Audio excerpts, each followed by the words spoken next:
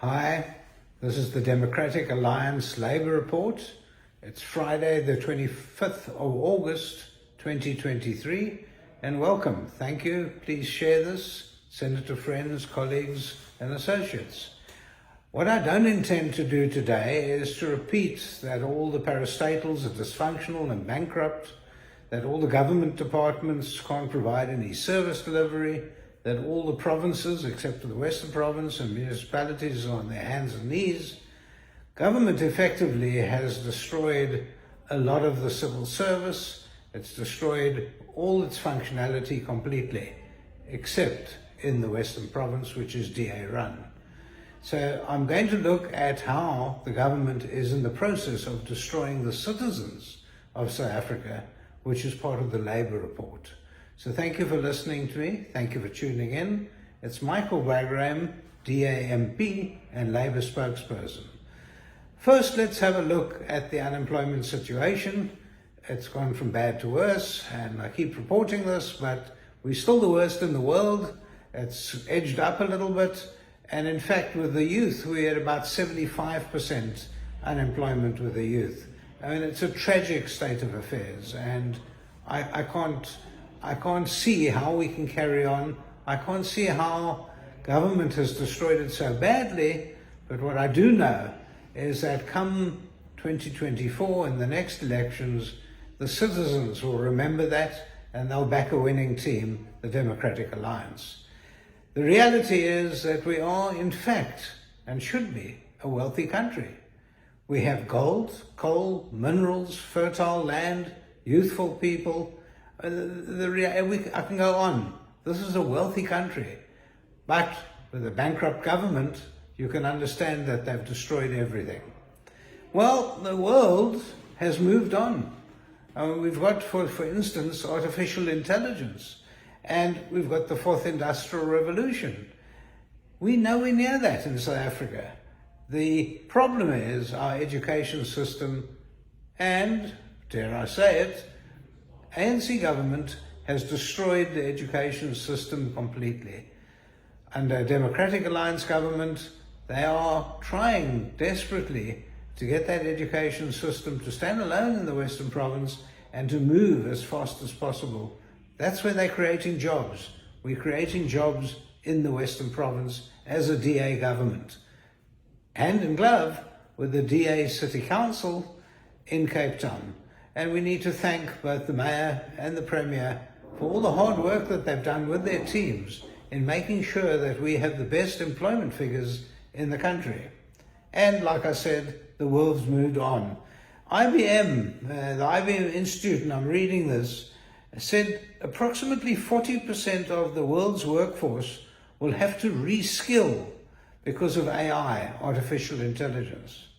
Well, where does that leave South Africa, who can't even keep up with what is needed in the workforce right now? Our education system has failed the people. The government has collapsed. The government has failed the people. And we must see this as a desperate state of affairs. And we must see that as a call to protect the country. And that is to vote DA. And the DA, with its alliance partners, will take over government and actually face the problem that we've got, the dysfunctionality and the bankruptcy. It takes some time, it'll take a lot of effort, but we have to do it. We all live here. Well, whilst crying about all these issues and about the problems, the massive problems that we're facing in the country, I just want to talk about a couple of it's almost laughable, but what some of our ministers, what some of the ANC ministers are doing.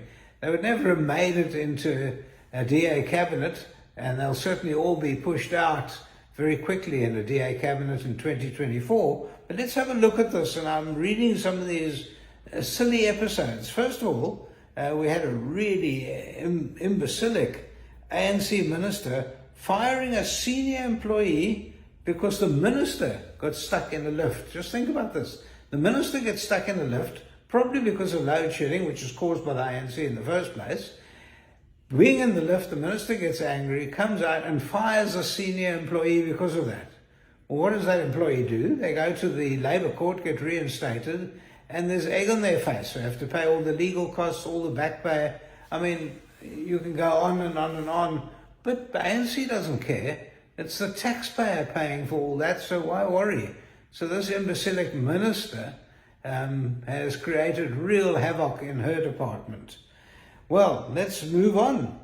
There's an ANC minister who suspended an employee on full pay for over a year because they couldn't get enough evidence together to run a disciplinary hearing, but she didn't want that person in her department to come to work. So suspended the person, again on full pay, again at the taxpayer expense.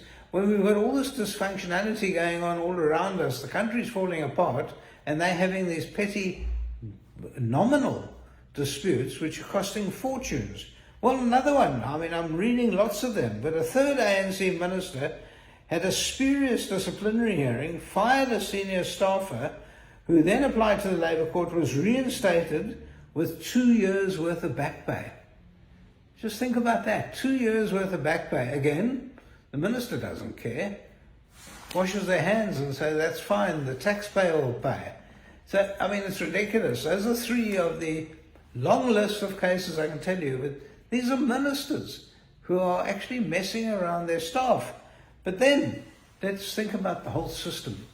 The entire system is full of ANC cadres, deployees, people who aren't qualified. We went through that whole exercise of finding out whether people had qualifications or not.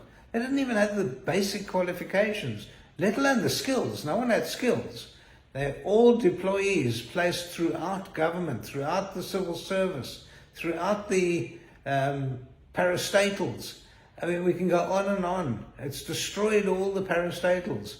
Or when a DA government takes over next year, they're going to have a long and hard task to try and right the problem. It won't happen immediately, won't happen quickly, but it's got to be tackled. We can't leave it like this, because all those deployees have to be tested. All of them we have to check all their CVs, and then we're going to have to go through a performance valuation of each and every single person throughout the civil service. Now, I get calls every day. Every single day I get calls, emails, WhatsApps, you name it, about government departments that are dysfunctional. And when I get hold of the people myself, I can see it's not their fault. They're not trained to do the job. They're not able to do the job. They're not qualified to do the job. And they certainly don't have the skills. So you can't blame the individual. You blame the government that's appointing them. You blame the political party that's driving the process. The ANC has driven a process to actually not only enrich themselves, but to impoverish the people. And it's no good putting people into jobs because they are cadres or they're colleagues or they somehow support that political party. That's never going to happen under a Democratic Alliance government. What's going to happen under a Democratic Alliance government is that we first need to assess the people, and if they're not able to do the job, move the people out and put in people who are able to do the job. That's what a Democratic Alliance government is going to do. It's not jobs for pals, it's not jobs for supporters of any political party, even the DA, not jobs for them. It's jobs for people that are able to do the job. So as the Labour spokesperson, all I can say and all I can promise the people of South Africa is that a Democratic Alliance-led coalition government in 2024 will start looking at the whole system and start pushing for proper service delivery. So thank you for listening to me. Thank you for tuning in. I really appreciate it. Share this with friends and colleagues. It's Michael Bagram, Labour spokesperson, Friday, the 25th of August, 2023. I appreciate it. Thank you.